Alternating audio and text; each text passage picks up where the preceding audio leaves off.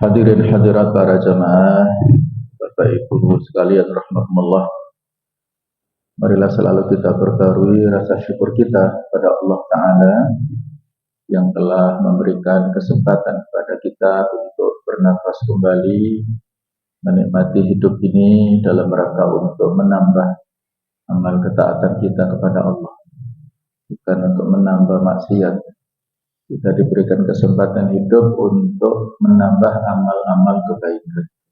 Mudah-mudahan semuanya diterima Allah Ta'ala, diberikan imbalan yang berlipat ganda di dunia dan di akhirat, berikan keberkahan kepada kita semuanya. Amin ya rabbal alamin. Pada kesempatan ini judul materi yaitu 5 ciri wali Allah, 5 ciri kekasih Allah. Kita semuanya sebagai seorang muslim pasti berharap menjadi wali Allah, menjadi kekasih Allah. Dan status wali itu merupakan mauhibah Allah, pemberian secara murni dari Allah Ta'ala. Mirip seperti an-nubuwah atau kenabian. Kenabian itu murni pemberian dari Allah, tidak bisa disengaja oleh orang per orang. Semua adalah berdasarkan pilihan dari Allah Subhanahu wa Ta'ala. Dan pengertian wali Allah Ta'ala ini seperti disebutkan dalam surat Yunus ayat 62 dan 63. Allah Ta'ala berfirman, ala inna awliya Allah la khawfun alaihim wa la hum yahzanun. Ingatlah, sesungguhnya wali-wali Allah itu tidak ada rasa takut pada mereka dan mereka tidak bersedih hati.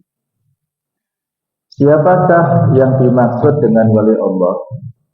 Dijelaskan pada ayat ke-63-nya, alladzina amanu wa kanu yattaqun, yaitu orang-orang yang beriman dan mereka adalah orang-orang yang bertakwa. Jadi syarat utama yang disebutkan dalam ayat ini untuk bisa menjadi wali Allah yaitu orang-orang yang beriman dan orang-orang yang bertakwa. Sehingga apabila kita memenuhi dua persyaratan, kita memiliki keimanan dan memiliki ketakwaan, insya Allah ada peluang bagi siapapun untuk menjadi kekasih Allah, menjadi wali Allah. Dijelaskan dalam penafsiran ayat ini, siapakah wali Allah itu? Wali Allah adalah setiap hamba Allah yang taat dan beriman kepada Allah, serta ia berdoa hanya kepada Allah semata dan tidak menyekutukannya dengan sesuatu apapun. Ibnu Katsir ketika menafsirkan surah Yunus ayat 62 dan 63 ini berkata, Allah mengabarkan bahwa wali-wali Allah adalah setiap orang yang beriman dan bertakwa, sebagaimana yang Allah jelaskan. Sehingga setiap orang yang bertakwa maka dia adalah wali Allah. Semuanya punya potensi, tetapi sekali lagi tidak bisa diklaim, baik itu untuk orang lain apalagi untuk diri kita sendiri. Tidak bisa dipastikan apakah orang lain ataukah kita itu merupakan salah satu di antara wali Allah. Yang tahu hanyalah Allah. Dan wali Allah ini tidak mesti mendapatkan karomah ataupun keistimewaan. Kalau para nabi dan rasul mereka mendapat mukjizat, tapi kalau karomah ini diberikan kepada orang-orang yang dicintai oleh Allah Ta'ala, keistimewaan. Jadi tidak mesti yang disebut sebagai wali yang bisa terbang di udara misalnya, atau berjalan di atas air, bisa menghilang, bisa hal-hal yang aneh, yang luar biasa yang terjadi ketika kita saksikan orang-orang yang punya kelebihan seperti itu. Kalau persisnya orang ini beriman dan bertakwa, ya mudah-mudahan itu sebagai wali. Tapi kalau perilaku daripada orang ini tidak ada keimanan dan tidak ada ketakwaan, maka ya bisa jadi itu adalah sihir yang datang dari setan. Nah, jamaah sekalian rahimakumullah, dalam kehidupan kita beragama, ya, terutama yang kita saksikan di masyarakat, ini ada pengklasifikasian. Ini bukan sesuatu yang sifatnya paten, ini hanya merupakan ijtihad. Ada 4 tingkat mengenal Tuhan yang dikenal di masyarakat, yang apabila 4 tingkatan ini disalahpahami, maka akan menimbulkan ya kesalahan dalam beragama. Tingkat yang paling bawah disebut syariat, yaitu merupakan ini manusia dituntut untuk mengerjakan seluruh perintah dan menjauhi larangan Tuhan, juga memperbanyak berbuat baik dan meninggalkan kejelekan.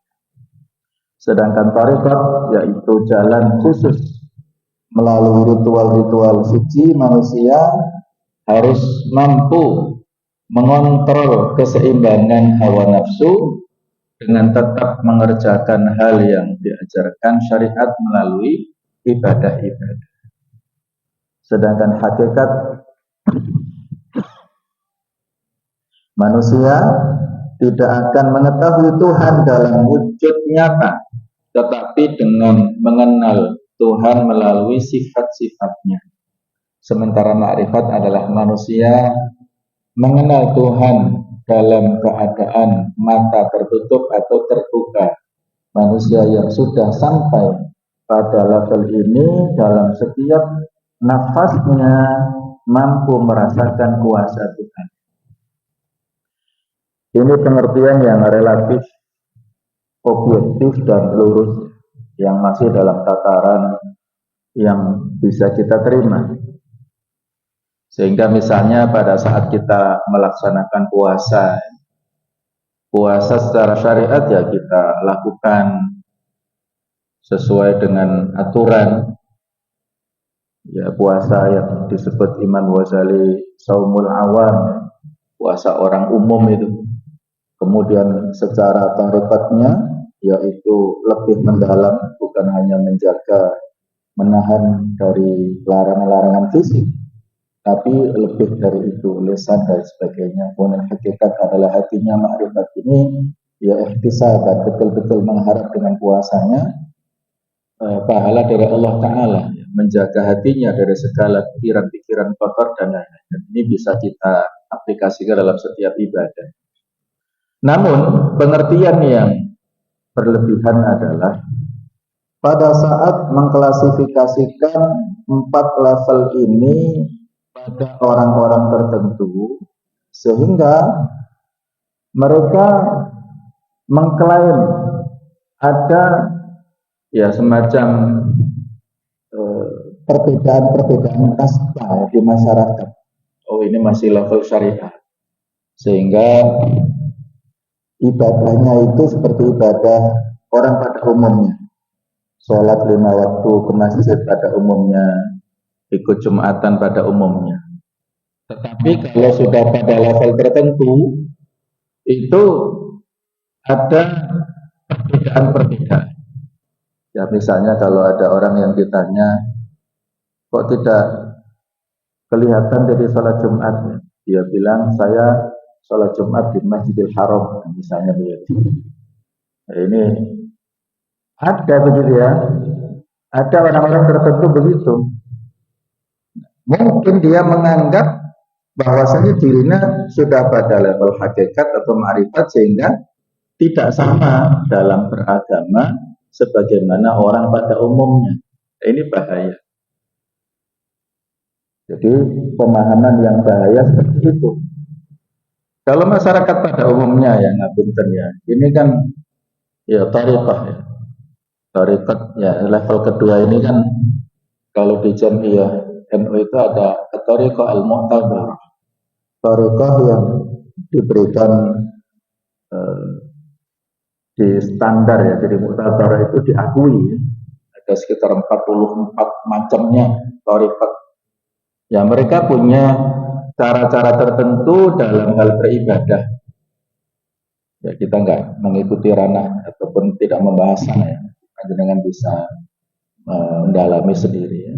Ya tetapi kita pada umumnya sebagai muslim yang merujuk utamanya kepada Al-Quran dan As-Sunnah.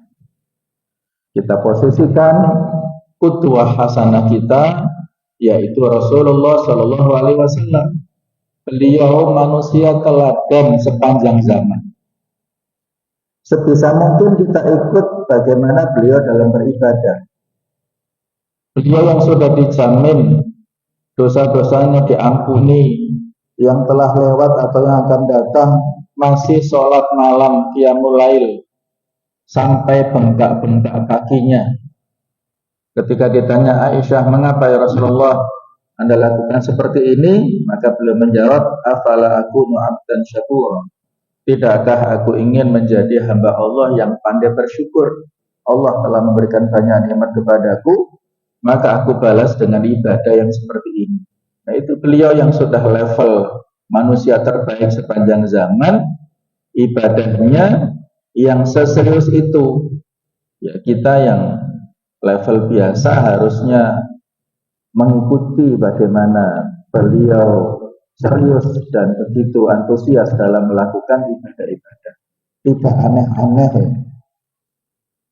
Saya dulu pada saat sering meruqyah, sudah lama sekali. Di antara pasien yang rutin berobat ruqyah pada saat itu, yaitu aktivis Reiki Master. Pernah dengar barangkali ya, panjenengan Reiki. Nah ternyata Reiki ini menurut pengalaman kami ya bekerja sama dengan jin-jin ya. Jadi dia punya usaha yang kalau saat itu kan biasa ya, kalau sampai sekarang pun yang namanya persaingan usaha itu pasti kental dengan dunia mistis lah. Jadi ada pesaing-pesaingnya. Kalau tokonya itu di rumah, tidak di Reiki itu sepi, tidak ada pembeli ya. Sering ketika lewat lu kok mampir ya, katanya kelihatan tertutup usahanya ini, tokonya ini. Tapi kalau di Reiki itu ramai, orang-orang banyak yang membeli. Ini kan ada semacam ketergantungan, menisbatkan rezeki tidak murni kepada pemberi rezeki yaitu Allah Subhanahu wa taala. Tetapi ada ketawakalan yang terkotori ketergantungan kepada sesama makhluk. Itulah jenis syiriknya. Ternyata yang membuat dia ketergantungan itu adalah jin. Ketika saya ruqyah, jin-jinnya ngaku yang membantu begini begitu ya. Walaupun kita nggak boleh percaya sepenuhnya ya, ini hanya wacana saja. Nah, di antara jin yang saat itu bisa komunikasi ya lewat lesannya pasien ini menawari, Ustaz mau ya saya ajak sholat Jumat di Masjidil Haram. Saya ketawa saja. Saya paham ya tentang bujukan-bujukan begitu ya, itu hanya bujukan-bujukan adalah. Saya ketawa. Ya saya pasti nggak mau lah. Loh kenapa? Ya kalau saya penuhi permintaanmu nanti saya sholatnya nggak seperti sholat pada umumnya. Memang begitu imbalannya ya. Sholat, zikirnya orang-orang yang bekerja sama dengan jin itu tidak berdoa sebagaimana pada orang pada umumnya. Yang disebut dalam sholatnya yaitu yang memfasilitasi tadi. Siapa namanya? Kalau jinnya namanya Ya Latif disebut Ya Latif, Ya Latif dari awal sampai akhir. Kalau jinnya namanya Rahman Rahim, ya disebut ya Rahman ya Rahim ya Rahim, mulai awal sampai. Jadi nama-nama mereka itu ada yang menduplikat dari Asmaul Husna. Sehingga hati-hati kalau orang yang berwirid tertentu Asmaul Husna tapi tidak ada dasarnya dan pada level hitungan-hitungan tertentu yang saklek, boleh lebih nggak boleh kurang ya, harus 5.324 misalnya. Ini dari mana angkanya? Nah itu hati-hati ya. Wirid-wirid yang seperti itu perlu kita waspadai. Jadi ini ya perlu saya pertegas supaya tidak timbul kesalahpahaman. Kalau dalam sejarah ada sebagian tokoh yang menyimpang, yang sampai para ulama saat itu melakukan penghakiman, peradilan dan memberikan hukuman mati gara-gara tokoh ini menyimpang dari akidah Islamiyah. Salah satunya adalah Mansur Al-Hallaj. Dia ini hidup pada kekhalifahan Bani Abbasiyah. Dari Khalifah Al-Muqtadir Billah kemudian sampai Al-Muqtadir Billah. Dan pada zaman kekhalifahan Al-Muqtadir Billah dia diadili ya, gara-gara perkataannya ana al-haq, aku adalah kebenaran. Al-haq ini bisa bermakna kebenaran atau bisa bermakna Allah. Akulah Allah. Jadi ada paham dalam akidah yang sesat, yaitu al-hulul. Al-hulul. Al-hulul itu adalah persatunya antara Allah dengan makhluk. Ini hati-hati. Akhirnya dia dieksekusi mati pada tahun sekitar 921 Masehi. Ini pembelajaran kepada kita semuanya. Ini melalui proses yang panjang, peradilan yang komplit, ya. Tidak diragukan tentang kesesatan. Kalau di Indonesia, pada zamannya Wali Songo, ada tokoh yang bernama Syekh Siti Jenar. Dia ini juga mirip mengikuti mazhabnya Al-Hallaj itu. Dia punya pandangan yang disebut manunggaling kawula lan Gusti. Nah, jenengan paham ya? Kesatunya antara hamba dengan Allah. Ini bahaya. Ya mirip tadi dengan al-hulul itu.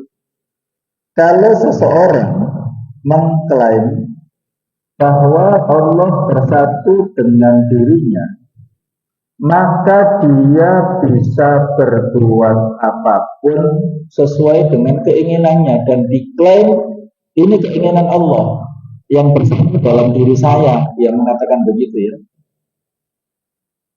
Nah, inilah yang saya katakan tadi, pada level tertentu ketika misalnya level tertinggi ada level ma'rifat yang disebut dalam istilah al-arif billah ini, orang yang kenal dengan Allah, itu level tertinggi ya pada dunia tasawuf.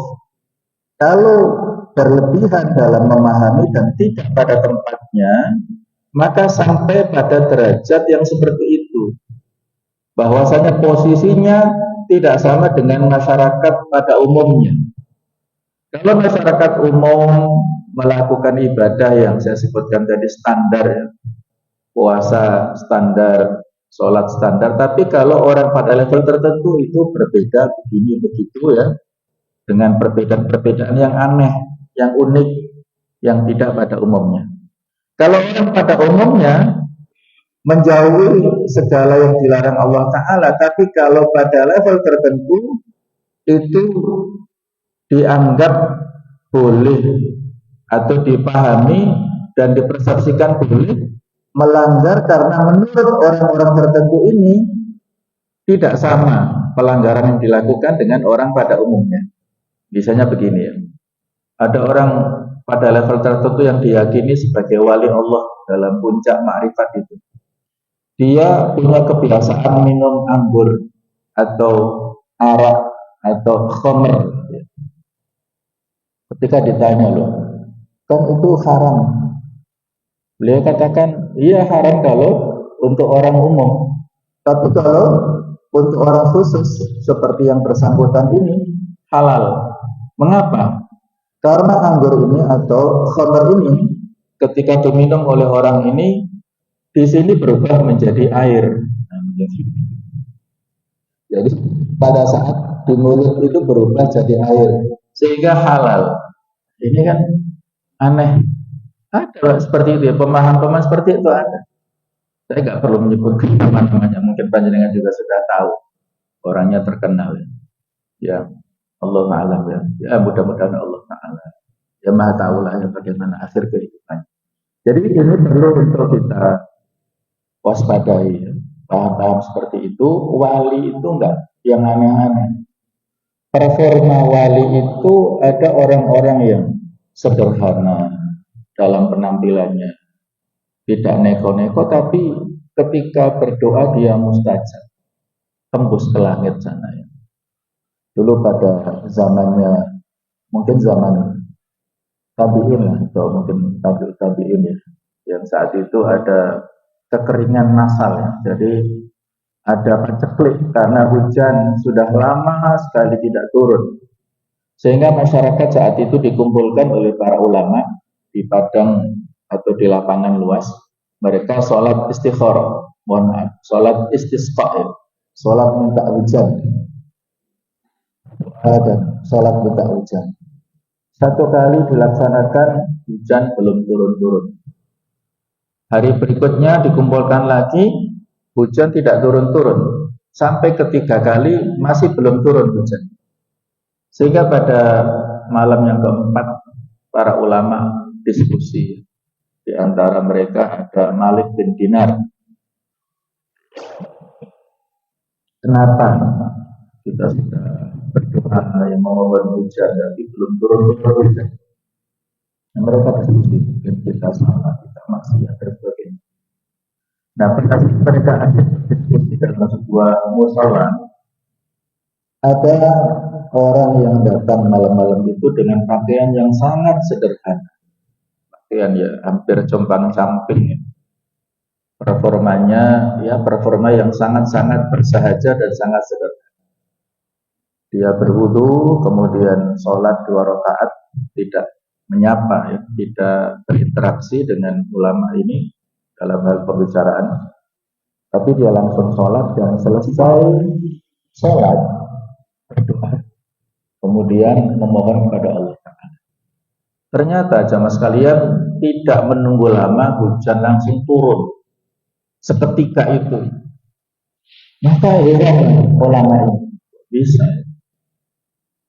Kita yang sudah 3 kali bersama dengan masyarakat luas mohon minta turun hujan tapi nggak turun-turun, orang ini sekali doa langsung manjur mustajab. Maka selesai dia menunaikan permohonannya, langsung pamit saja, artinya tidak bercengkrama dengan para ulama. Akhirnya diikuti oleh Malik bin Dinar. Di mana sih tempat tinggalnya? Dia menuju pada satu rumah besar, rumah yang sangat bagus, yang sangat mewah, yang mungkin rumah terbaik di kota itu. Kemudian ditanya, maksudnya di ini ya, masuk ke rumah itu dan dititeni ya, dikasih ancer-ancer, oh ini rumahnya, besok saya akan datang. Besoknya Malik bin Dinar datang. Jadi rumahnya ini punya seorang majikan. Dan Malik bin Dinar bertanya kepada majikan yang punya rumah besar ini, saya akan membeli salah satu budak panjenengan. Siapa yang mana? Budak saya banyak, ada 100 budak yang dia miliki. Ya diberikan ciri-ciri begini, memang cirinya mirip-mirip. Kemudian diaudisi lah, dipilih di antara 100 ini siapa-siapa. Nggak ada yang cocok, saya bukan ini. Nah, terus tinggal satu, ada satu kata majikannya, tapi dia tidak berguna kata majikannya. Dia tidak bisa bekerja, pekerjaannya itu wiritan terus ya, tirakat terus, ada di sana di belakang rumah ada gubuk reot tempat tinggalnya ya. Ya, saya ingin tahu, kata Malik Dinar begitu ya. Terus dilacak, nah memang betul orang ini pada saat dilihat di belakang rumahnya memang lagi wiritan, tirakat terus. Kata Malik bin Dinar, saya mau membeli budak itu. Maka dikasih harganya, kemudian dibawa. Di tengah jalan, budak ini bertanya, wahai Tuan, kenapa panjenengan membeli saya? Saya kan tidak berguna, tidak manfaat. Maka kata Malik bin Dinar, bukankah Anda yang tadi malam mampir di musola, kemudian sholat dan berdoa, akhirnya turun hujan? Dia tidak menolak dan juga tidak mengiyakan, tapi dia minta izin. Saya mohon izin supaya diberikan waktu untuk mampir di musola. Dalam perjalanan mereka akhirnya mampir dan dia minta izin sholat 2 rakaat.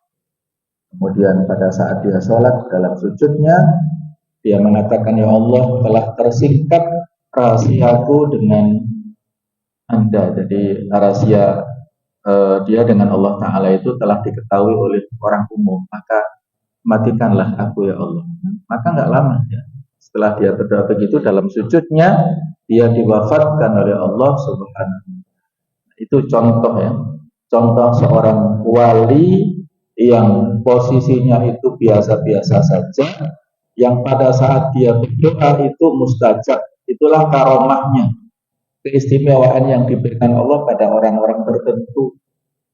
Sehingga sekali lagi ya, wali ini tidak identik dengan kemewahan atau dengan performa yang meyakinkan, yang surganya setinggi jubahnya yang mewah seperti itu. Enggak. Wali itu rahasia antara Allah dengan hambanya. Jadi kalau ini saya sebutkan ya sekedar untuk wacana 9 tingkatan posisi para wali ini, ya hanya wacana saja ya. Memang ternyata ada pemahaman-pemahaman yang seperti ini ya. Sehingga kalau kita menemukan, tidak perlu kaget, ada sebagian masyarakat yang punya pemahaman ya, ada wali kutub, ada wali imami, ada wali autad, ada wali afdal, ada wali nuqobah, wali mujabah, ada hawariyun, ada rojabiyun, ada khotamiyah. Nah, ini pembagian-pembagian versi mereka. Allahu a'lam bishawab. Apa dasar-dasarnya saya tidak tahu dan saya tidak bisa menghakimi, karena kita tidak boleh menjadi hakim. Saya sifatnya menyampaikan, tidak menghakimi yang macam-macam. Yang jelas kita kembali kepada syarat utama tadi, beriman dan bertakwa. Siapapun orangnya, muslim dan muttaqin, maka dia punya peluang untuk menjadi wali Allah. Nah, lebih rinci lagi disebutkan ya dalam penjelasan ya, al-awliya la yamlikuna naf'an wala dharran. Para wali itu tidak memiliki manfaat dan tidak memiliki bahaya. Tidak bisa memberi manfaat dan tidak memberi bahaya. Annal awliya lahumul ihtiram wasana. Bahwasanya para wali ini punya hak untuk dihormati dan dipuji. Wala yajuzu an yu'taqada fihim syai'un min sifatil uluhiyah. Mereka tidak boleh untuk diyakini punya salah satu sifat ketuhanan, ad-dharri wa naf'i, memberi bahaya, menolak bahaya, memberi manfaat, itu merupakan sifat ketuhanan, tidak boleh dinisbatkan kepada manusia. Wali adalah jenis manusia. Li'annahum abidun lillahi rabbil alamin. Mereka itu adalah hamba Allah, Rabb semesta alam. Ad-dharru wa nafi'u wallahu la ahada siwahu.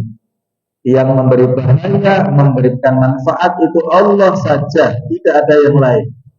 Wala yamliku ahadun an yajliba li nafsihi wala li ghairihi naf'an wala dharran. Tidak ada seorang pun yang memiliki hak untuk menarik manfaat ataupun bahaya, baik itu untuk dirinya ataupun untuk orang lain.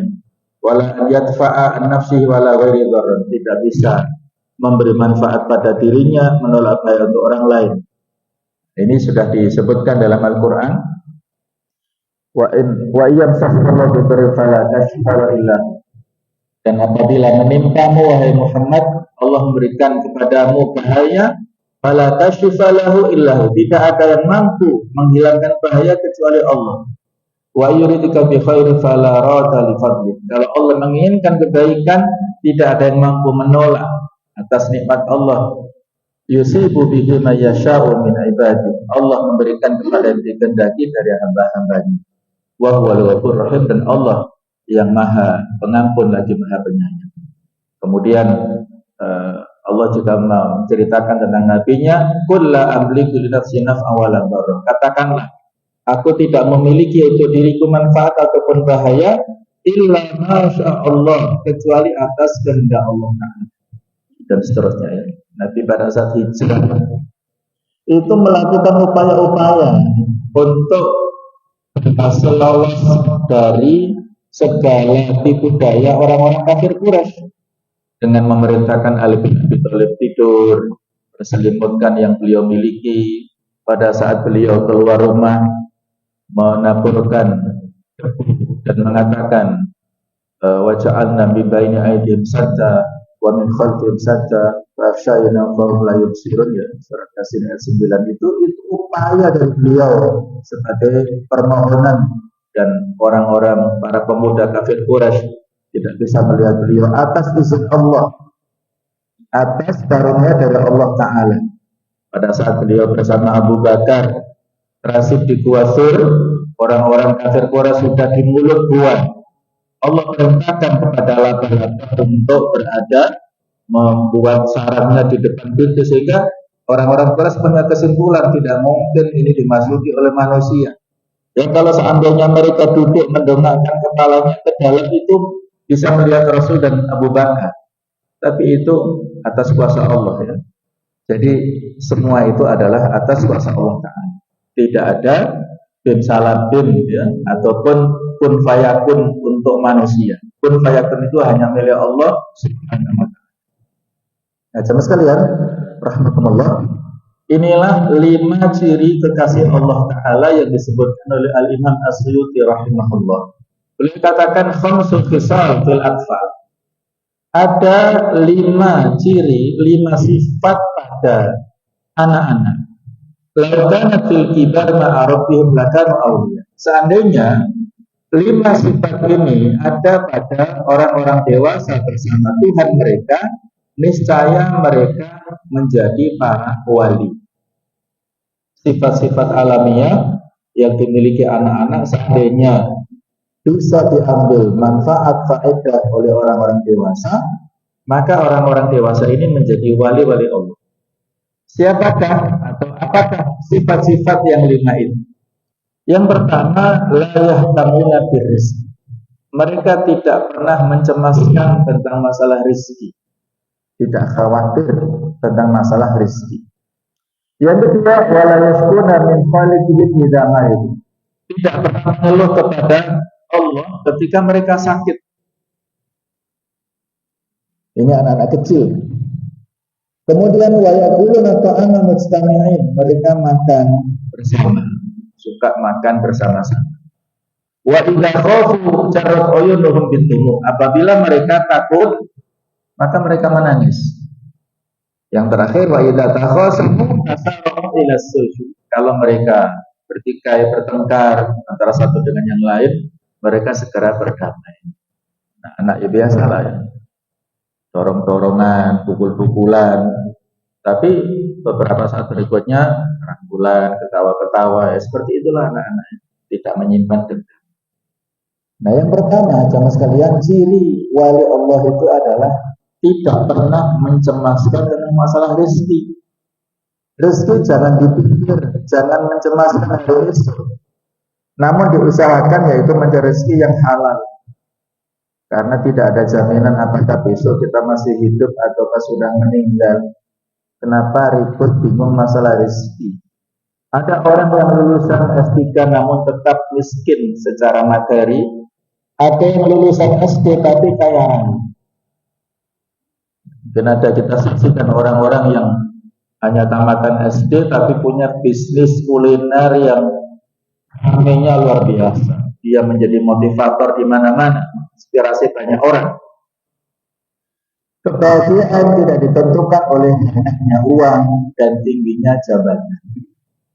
Kebahagiaan ini adalah posisinya di hati kita. Sehingga aneh dan lucu apabila ada seseorang yang menjauh dari sang pemberi rezeki dengan alasan sibuk mencari rezeki. Ini unik dan aneh serta lucu. Dia sibuk bekerja dengan alasan untuk mendapatkan rezeki, tetapi dia melupakan pemberi rezeki. Pada saat sholat dia tinggalkan, ya. Saat ada panggilan sholat Jumat dia abaikan gara-gara sibuk untuk mencari nafkah. Padahal yang memberi nafkah siapa? Yang memberikan rezeki siapa? Bukan penumpang, bukan pembeli, bukan customer. Mereka itu hanya alat saja.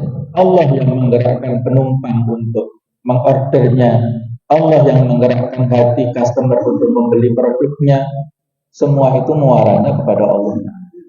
Allah Ta'ala berfirman di surat Hud ayat yang ke-6, wa ma min dabbatin fil ardi illa 'alallahi rizquha. Tidak ada satu makhluk pun yang berjalan di muka bumi ini sampai Allah Ta'ala memberikan jaminan rezeki kepadanya. Dalam banyak hadis Nabi kita memberikan penjelasan tentang masalah rezeki. Di antaranya ada satu hadis yang sahih, beliau bersabda, inna rizqa la yatlubul 'abda kama yatlubuhu ajaluhu. Sesungguhnya rezeki pasti mengejar kepada hamba sebagaimana ajal mengejarnya. Kemudian perawi hadis ini dari kalangan sahabat Abu Darda memberikan penjelasan kalimat yang hampir mirip tetapi lebih meyakinkan. Inna rizqa la yatlubul 'abda asra'u min ajalihi. Sesungguhnya rezeki pasti mengejar hamba lebih cepat daripada ajalnya. Seseorang tidak akan meninggal dunia sebelum sempurna rezekinya. Tidak mungkin Allah berhutang kepada hamba dalam masalah rezeki. Ada kisah nyata di Gunung Legir. Seorang ngapunten ya, profesinya tukang parkir. Dia pada saat siang istirahat ya, pulang ke rumah, makan siang, kemudian setelah makan lihat anaknya kok nikmat sekali makan cilok. Akhirnya dia minta cilok ke putranya ini. Dan ternyata pada saat dia makan ciloknya ngorok di tenggorokannya dan dia tidak bisa bernafas, akhirnya meninggal dunia gara-gara makan cilok. Dilarikan ke rumah sakit tapi di tengah jalan sudah meninggal dunia. Jadi rupanya cilok itu rezeki terakhir ya di orang ini. Rezekinya mengejar dia lebih dulu, baru ajalnya. Nah, itu maksud daripada hadis ini. Asra'u min ajali. Rezekinya lebih cepat mengejar kepada seorang hamba daripada ajalnya. Saya punya kawan dekat ya, seperti saudara. Pada saat bulan Ramadan ibunya sakit dan pada sudah sepekan dia dirawat. Hari Jumat di bulan Ramadan, ibunya pagi-pagi minta sarapan bubur, terus dibelikan oleh anaknya disuapi. Setelah makan bubur, dia sudah sebentar meninggal dunia. Jadi rezekinya terakhir bagi ibu ini adalah bubur yang diminta oleh beliau ini kepada anaknya. Itulah ya, rezeki lebih cepat mengejar kepada seorang hamba daripada ajalnya. Dan rezeki untuk kita ini tidak akan luput dari kita ya. Ada perkataan Ali bin Abi Thalib, la raqibal insanu riharoban min rizkihi la raqibal rizqul barqa liyulhaqahu. Seandainya ada seorang menunggang angin untuk melarikan diri dari rezekinya, niscaya rezeki akan menaiki kilat untuk mengejarnya. Jadi cepat mana Pak antara kilat dan angin ya?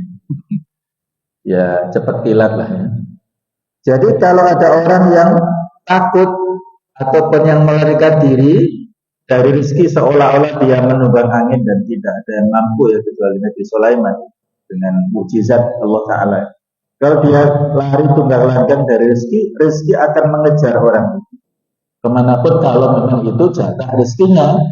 Tapi kalau bukan jatah rezekinya, kemanapun dia kejar juga nggak dapat. Jadi itulah dia sudah kerja ke sana kemari, ya, banting tulang untuk ke sana kemari, tidak dapat rezeki, tapi dia mampir di masjid, sholat duha, kemudian dia memohon kepada Allah Ta'ala, berdoa. Oh, tiba-tiba ada orang yang kaya raya mampir juga sholat, dan dia sudah berazam, sudah bertekad untuk memberikan sedekah dari zakatnya kepada orang yang dijumpainya pada saat melakukan kebaikan. Orang itu ketemu di masjid. Itu kisah nyata, ya, banyak kisah-kisah seperti ini. Nah, itulah ya, kita tidak perlu mencemaskan masalah rezeki. Yang kedua, jamaah sekalian, ciri wali itu adalah tidak pernah mengeluh kepada Allah ketika mereka sakit.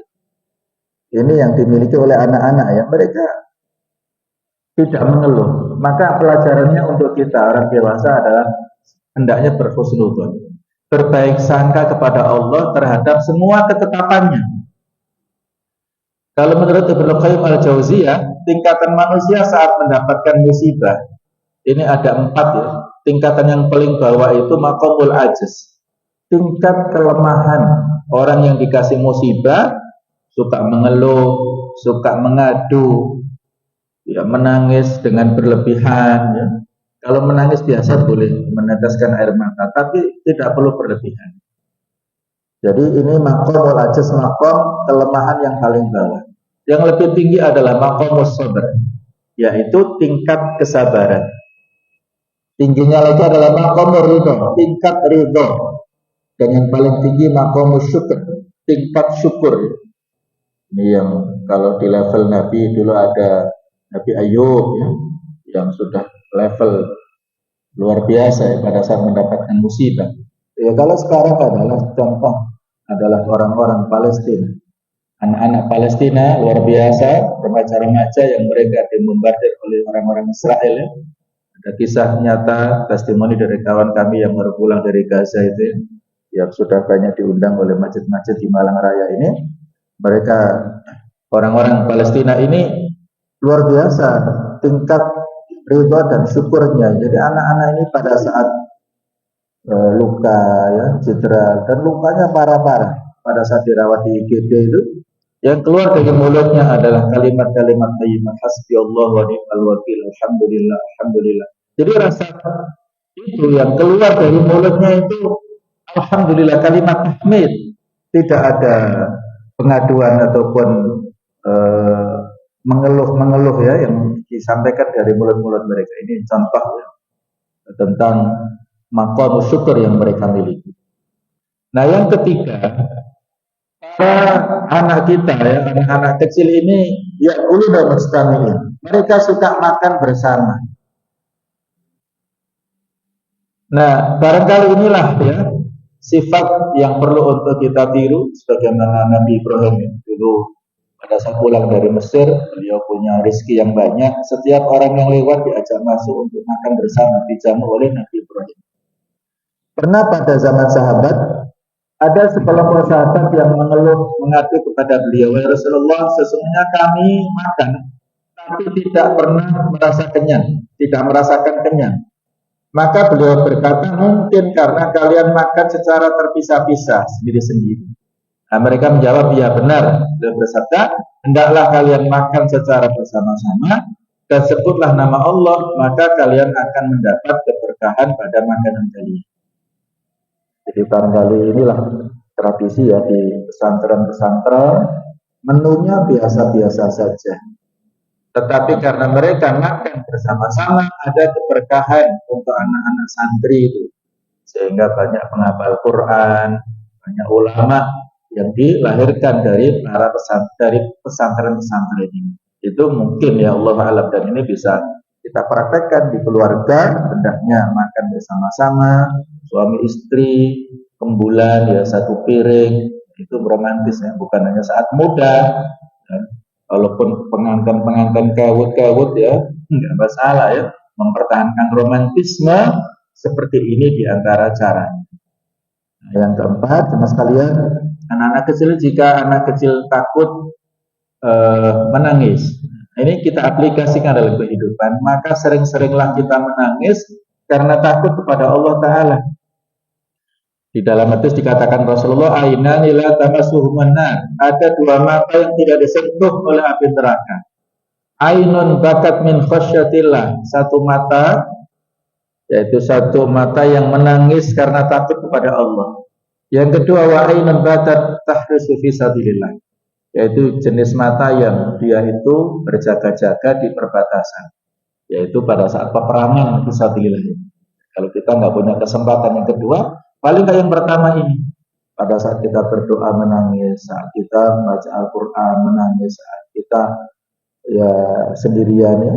Dikatakan dalam hadis ada 7 golongan, sab'atun yudhilluhum Allah fi dhilli yauma la dhilla illa dhilluh. Ada 7 golongan yang dinaungi Allah pada hari kiamat. Salah satunya rajulun dzakarallahu khalian, seseorang yang menyebut nama Allah sendirian, fa fadat ainahu, matanya berlinangan air mata ya. Inilah yang perlu kita evaluasi dalam diri kita. Kapan kira-kira kita terakhir menangis karena takut kepada Allah? Mungkin sudah lama. Maka mari kita biasakan kebiasaan yang baik. Yang terakhir, yang kelima, apabila anak-anak bertikai, mereka tidak sakit hati, mereka segera berdamai, tidak punya rasa dendam. Maka kita jangan baperan, bersabar dan abaikan hal yang tidak perlu. Jangan banyak berpikir terhadap hal-hal yang menjadi beban dalam menjalani hidup. Kalau ada orang lain yang melakukan keburukan, idfa' billati hiya ahsan. Balaslah dengan yang lebih baik.